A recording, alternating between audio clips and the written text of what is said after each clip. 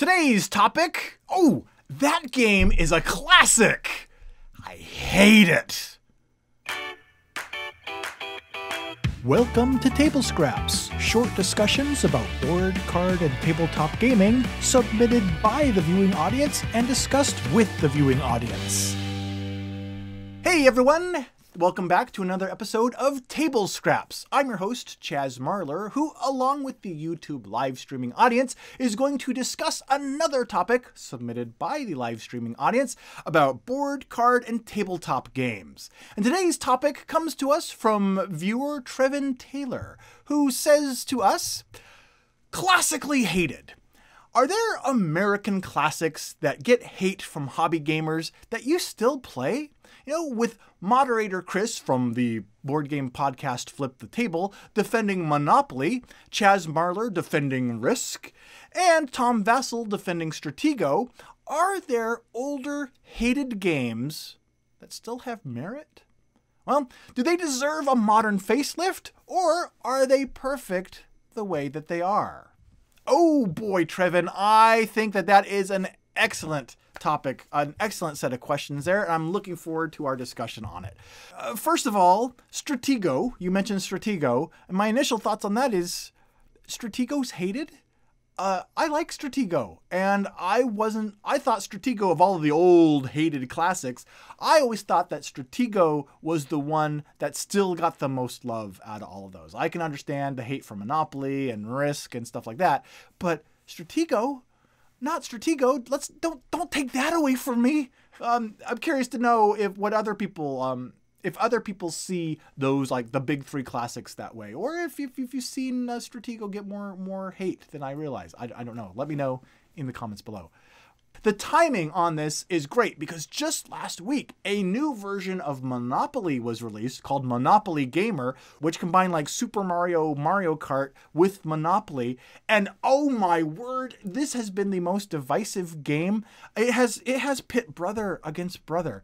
Some people love this game and say it's a fantastic innovation in Monopoly, and other people are like, this is ridiculous. It's just Monopoly with some other layers. It's still just Monopoly. It shouldn't be getting this much praise. What have your experiences with Monopoly Gamer been, if any? And which camp do you fall into? Is Monopoly Gamer worth the $40 to $80 that we've seen it being sold for online? Let me know your thoughts on that, and if Monopoly Gamer really is something that breathes fresh new life into the old hated standard of Monopoly. And lastly, if we do have hated old standards, I just was wondering, well, do we have new modern classics that will potentially, eventually, become hated as well? Will Settlers of Catan, which is a game praised by many as bringing many current modern board gamers into the hobby since 2005, will it eventually also become a hated old classic like Monopoly and Risk? Do you think there's other games that are going to fall into that simply because of their age, and the shine will go off of them and they'll no longer be seen as the board game innovators that they once were? Let me know what your thoughts are on that as well. And the only way we're going to find out what those thoughts are is by getting to the comments and reading those thoughts. So let's do that now. Toyota Wolf says, personally, I hate most of the classics. Monopoly, Clue, Tic Tac Toe. Even when they retheme them, it doesn't make them good. Monopoly, I'm looking at you, bud. You too, Clue. Toyota, does this mean that you are not going to go out and buy the upcoming Golden Girls Clue version that's coming out? You can play Blanche. You can play Rose. You can find out who stole the cheesecake and where they did it. Really? You're going to let this board game innovation pass you by? All kidding aside, the retheming of Clue with Golden Girls, to be fair, I haven't played it. It may be a fantastic, wonderful game. Who knows? But just reskinning a game like that, to me, does not help the case for these older games. Things like Star Wars Risk and even Monopoly Gamer that really take these games and put a twist on them to modernize them, even if they're not the best games in the world. At least they're trying to innovate. That means a lot more to me than just reskinning it with a, late 80s sitcom based on a quartet of geriatric people in Florida. How could that miss?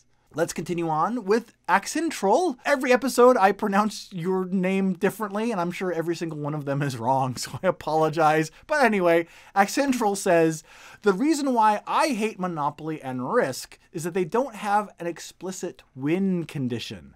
Only lose conditions. You only win when everyone else has lost. Ooh, that is a very good point. And to be honest, something about those games I had not actually ever realized. Yes, you're right. Monopoly and Risk, no specific winner conditions. Now, they have modernized them. Risk especially has been given like objectives and capitals to take over, which can create a specific win condition for one player. But that's a really good point. That may very well have something to do with the hate they receive, because it can cause those games to drag on and seem pointless. So, good point there, Accentrol. I'm sure that wasn't right either. Hopefully, you'll have enough comments posted as we go along that eventually I'll just by random chance pronounce it the right way. So I'm keeping my fingers crossed. Gazencha says, I'm willing to play most things with people I like, even if I'm not keen on the game. And while the chassis are often a bit rusted, there's often something cool that they're doing in their engine. I think of the recent versions of Stratego, actually. That your comment makes me think of those, because Stratego has done some of those little tweaks under their rusty carriage there. They've introduced a special power for almost all of the different units, instead of just having like the 3s and 8s and 9s or whatever have special powers. Now every unit in Stratego can have a special power, which is very interesting. And they've also done some other things like that. So I would hope that we as gamers are willing to keep an open mind, are willing to explore and try out these things, because you never know when there is going to be something that catches so many people's attention and imagination, like Monopoly Gamer has done the last couple of weeks. Let's continue on with Sasha, who says, I have some fond memories of playing some of the classics, mostly because it was a family thing to play them. I would not want to play them anymore.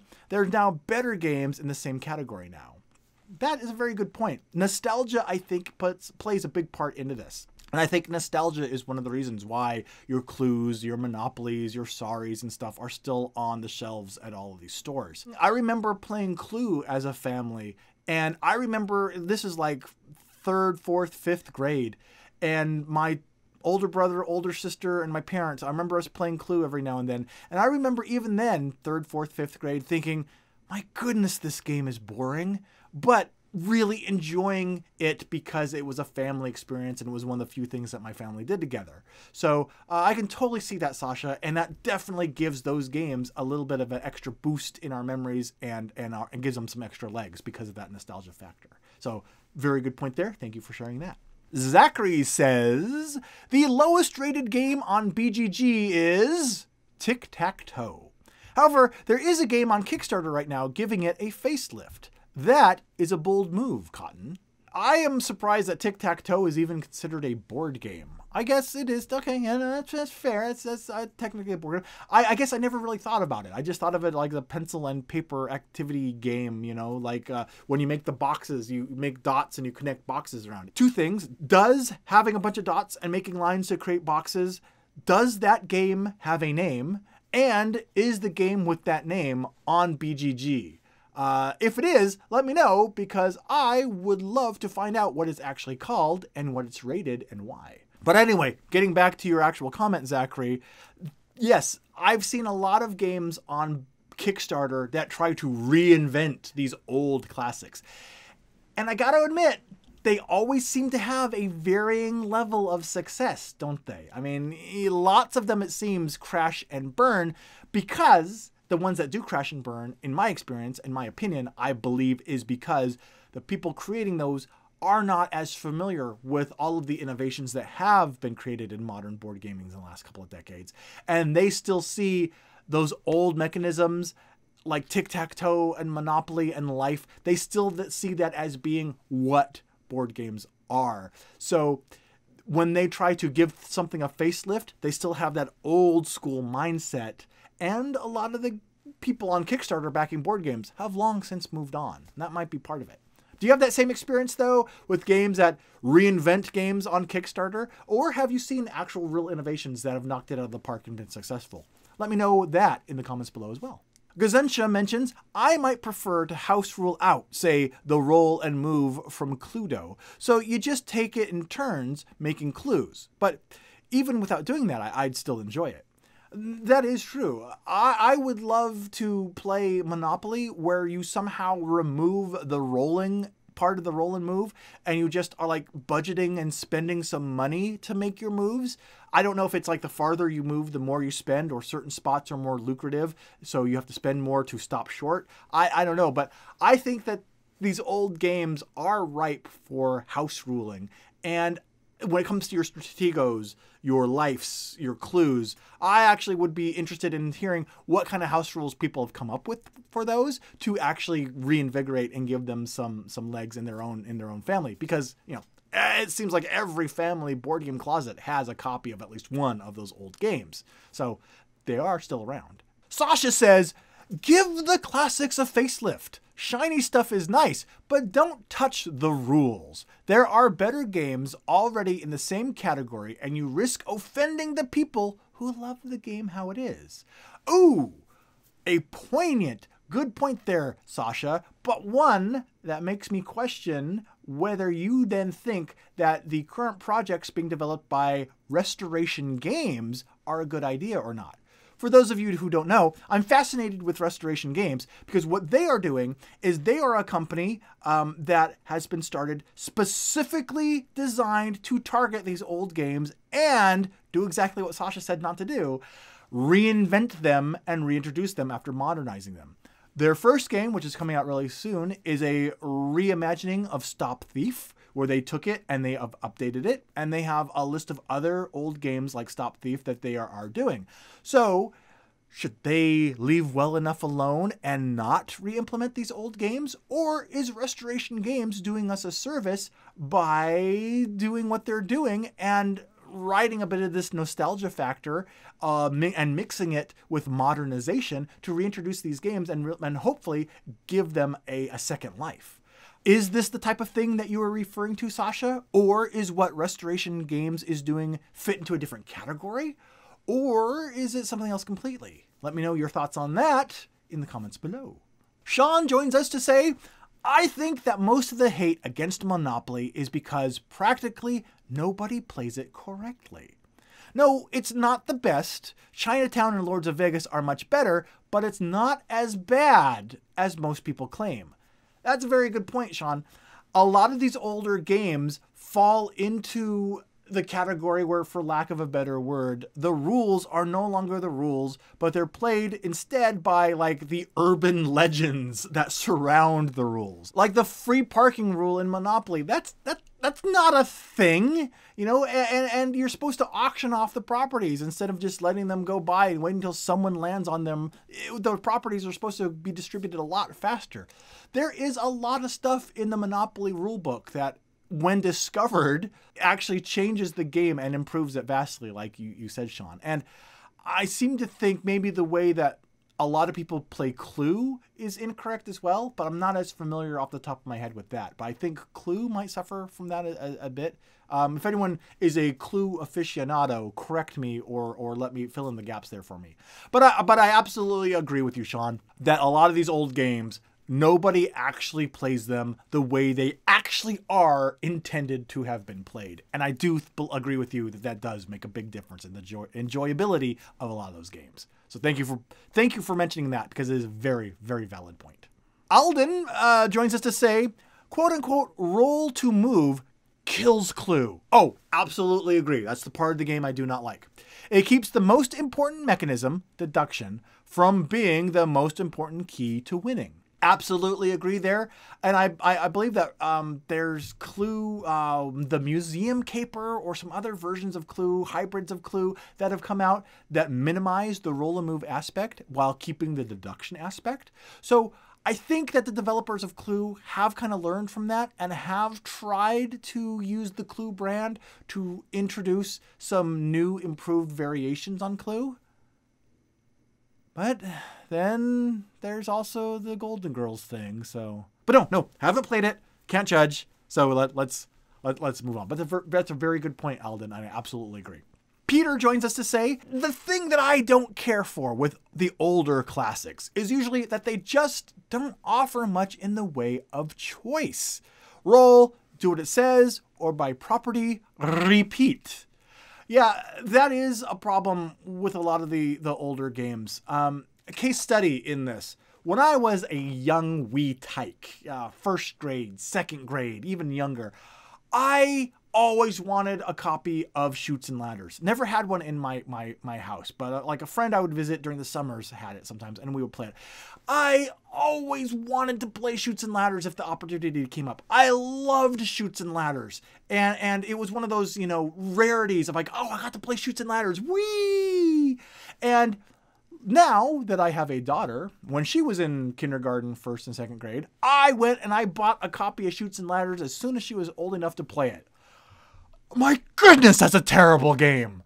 There is absolutely zero decision making and zero player control at all in that game for anything. You spin a spinner or roll the dice and you're done. You don't do anything. My God, I could not believe I had forgotten how terrible of a game design Chutes and Ladders is. So that is exactly the same experience I think a lot of people have, perhaps not to that extreme, but I think that is a lot of the experiences a lot of people have with these older games. Peter, I agree. They see that there's not as much or very minimum choices to make, and so the game plays itself, or instead of the people playing the game plays them lots of times, and that can be a very disheartening experience. Totally shatter your memories of a game like Chutes and Ladders. So hopefully, I don't know, maybe in 20 years, we will be having like a hologram tube discussion of this on the mental plugged in internet about the Golden Girls Clue game. How we all loved Golden Girls Clue when it first came out, but now with 20 years of perspective, we don't like it anymore either. It's possible. Let's wrap up this episode where we started it with a comment from the person who posed the question in the first place, Trevin, who says, I think, about moderns, Catan is already hated and Agricola is next. Trevin, how could you? I hate to say it, but I'm starting to see some of that Catan hate creep in on the edges of the modern board gaming community as well. And I think it is incredibly undeserved. I think Catan is a game that has been played out and its concepts have been improved upon, but it still offers choice and interaction in a very good way still. And I don't think Catan is deserving of hate. Agricola, however, I have not seen Agricola hate. I have seen some people like saying Agricola is played out for them, but they still look back on it fondly. So since we're out of time, there are still the comments below. So if you are someone who has seen, experienced, or defends against Agricola hate, let me know what your experience with that has been in the comments below, because that's something I haven't seen. And I'm wondering, has Agricola been around long enough that, like what Trevin says, it's starting to happen? Unfortunately, another thing that we've started to see happening is the end of this episode. So if you have any more ideas or comments or questions related to this topic that have come to mind, you are more than welcome to pose those either on the Pair of Dice Paradise Facebook page or in the YouTube comments below. And while you're typing things up on YouTube, be sure to subscribe to Pair of Dice Paradise for more board game news, reviews, and commentary, such as episodes like this. And speaking of episodes like this, I just want to remind everybody that episodes like this have been made possible by viewers like you who have been supporting the Pair of Dice Paradise fundraiser over on the Pod Pledge website. Thank you to everyone who's been supporting it. It really does make a difference, and it is appreciated. But until next time that we can get together, I've been Chaz Marler, who, along with the YouTube live streaming chat, have been serving up some table scraps. Talk to you again soon.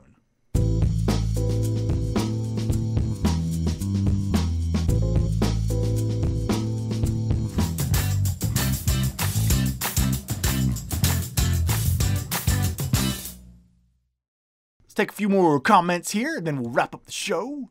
And I'll stop talking like a 1990s cool DJ for some reason, which I can't understand.